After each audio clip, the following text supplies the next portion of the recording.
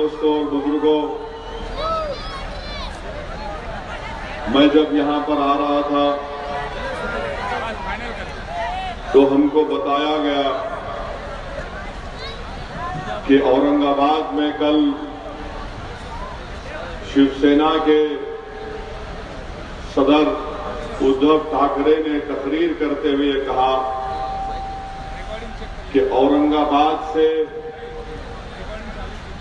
हरे झंडे की पार्टी को निकालना है। औरंगाबाद में हरा झंडा है, उसको निकाल के फेंकना है। तो मेरी फितरत में है कि मैं अपने सियासी हरीफ का कर्जा बाकी नहीं रखता।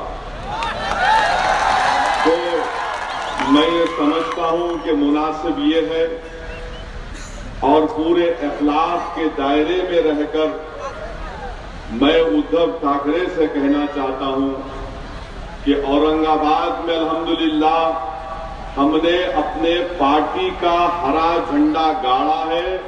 अब मालेगांव में यहां पर गाड़ के जाएंगे इंशाअल्लाह। और अगर आप रोकना चाहें तो रोक लो, आप नहीं रोक सकते। शुरुआत हो गई है औरंगाबाद से।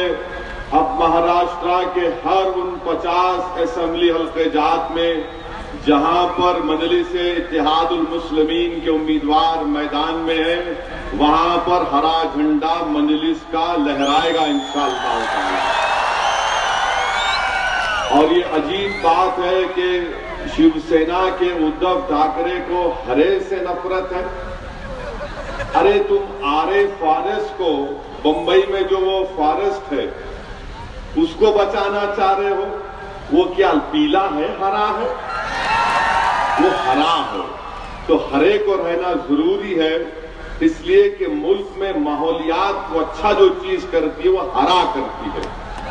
और हमारे तिरंगे में हरा भी है, सफेद भी है और ऑरेंज भी है। तो आप हरे को नहीं निकाल सकते, तिरंगे का हिस्सा है।